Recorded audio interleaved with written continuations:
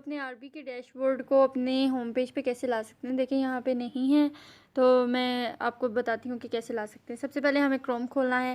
یہاں پہ گوگل میں میرا کروم شو ہو رہا ہے تو میں ادھر سے کھولوں گی. یہ میں نے کروم اوپن کیا, میرا کروم کھل رہا ہے. اچھا مثال کے طور پہ میرے کروم میں اوپن ہے یوزر ڈیش بورڈ, ٹھیک ہے, یہ میرے کروم میں صرف اوپن ہے. اچھا اب میں اس کو کیسے لے کے آؤں گی اپنے ڈیسک ٹاپ پہ, ہوم پیج پہ, میں بتاتی ہوں.